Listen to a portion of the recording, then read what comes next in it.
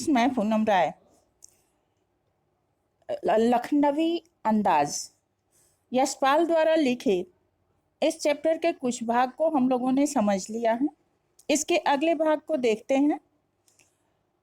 नवाब साहब ने बहुत करीने से खीरे की फांकों पर जीरा नमक और लाल मिर्च की सुर्खी बुरक दी। उनकी प्रत्येक भाव भंगिमा और जबरों के स्फुरण से स्पष्ट था कि उस प्रक्रिया में उनके मुख खीरे के रस स्वादन की कल्पना से प्लावित हो रहे थे। प्लावित मतलब भीग भीग जाना। और उसके रस की कल्पना जब उनके मन में आई, जैसे हम कोई चीज खाने के लिए रखते हैं और उसका स्वाद हमें मन ही मन अच्छा लगता है तो हमारे मुंह में पानी आ जाता है। ठीक यही स्थिति नवाब साहब की हो रही थी। लेखक कनखियों से उन्हें देख रहे थे और सोच रहे थे कि मियाँ रईस बनते हैं, लेकिन लोगों की नजरों से बच सकने के ख्याल में अपनी असलियत पर उतर आए हैं। नवाब साहब ने एक बार लेखक की ओर देखा और कहा, वल्लाह शौक कीजिए, लखनऊ का बालम खीरा है। नमक मिर्च छिड़क दिए जाने के बाद ताजे खीरे की जो पनियाती, मतलब जब नमक छिड़का जाता है खीरे पर तो वो पानी से भर जाता है, उस पर ऊपर ऊपर पानी दिखाई देने लगता है। उस फांकों को देखकर लेखक के मुंह में पानी जरूर आ रहा था, लेकिन क्योंकि वो पहले इनकार कर चुके थे तो आत्मसम्मान को निभाने के लिए उन्होंने यही उचित समझा कि फिर से मना करना ही पड़ेगा, और इसलिए उन्होंने उत्तर दिया कि शुक्रिया, इस वक्त तलब महसूस नहीं रही। तलब मतलब आवश्यकता, जरूरत। और मैदा भी कमजोर है। मैदा कमजोर होना मतलब ठीक से पचा न पाना। किबला शौक फरमाए। किबला मतलब अकेले ही। अब इसमें जो प्रमुख बिंदु हैं वो इस प्रकार हैं। खीरे पर जीरा और नमक छिड़कते देखकर नवाब साहब की क्या स्थिति थी।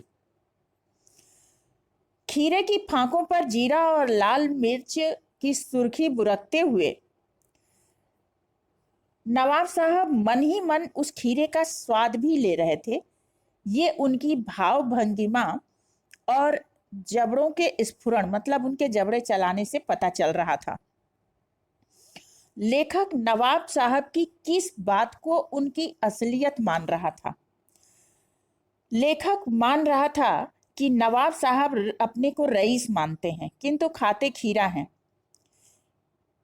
और खीरा बहुत साधारण लोग खाते हैं, और इसी प्रकार सेकेंड क्लास में मध्यम श्रेणी के लोग यात्रा करते हैं, जबकि नवाब साहब भी सेकेंड क्लास में यात्रा कर रहे थे। ये सारे काम साधारण लोग करते हैं और यही काम नवाब साहब भी कर रहे थे। यही उनकी असलियत थी। दोनों में, यानी नवाब और लेखक में, किसका व्यवहार अधिक भला और सामाजिक होता है? तो इस गद्यांश के आधार पर हम कह सकते हैं कि नवाब का व्यवहार अधिक भला और सामाजिक हो सकता है, क्योंकि एक अच्छे सहयात्री की भांति वे लेखक से बातचीत शुरू करते हैं, खीरा खाने का निमंत्रण भी देते हैं।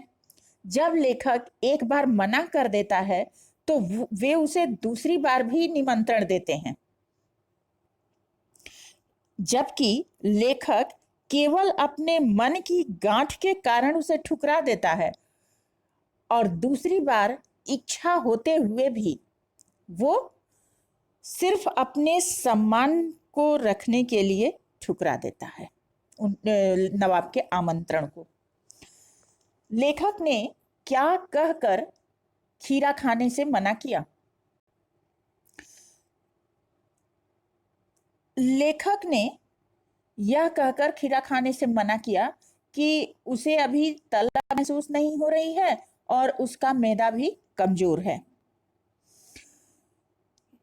वह लेखक नवाब साहब से तना हुआ क्यों था? महत्वपूर्ण प्रश्न है।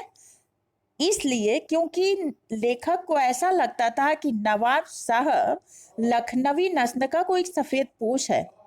अपनी इसी पूर्वधारणा के कारण लेखक उससे दूरी बनाए रखता है।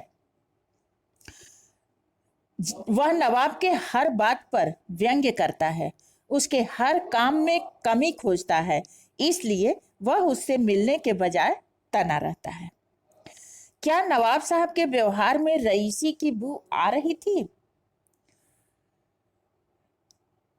इस गद्यांश के आधार पर हम कह सकते हैं कि नवाब साहब के व्यवहार में रईसी तो झलक रही थी, किंतु ऐसी कोई बात नहीं थी जिससे मन में व्यंग उत्पन्न हो जाए। वास्तव में लेखक के मन में नवाबी शान के प्रति जो ग्रंथि बैठी हुई थी, उसी के कारण उसने नवाब के हर चीज में रईसी का व्यंग देखा। तो आज के लिए इतना ही काफी। नेक्स्ट वीडियो में अगले पैराग्राफ के साथ मिलते हैं। तब तक के लिए धन्यवाद।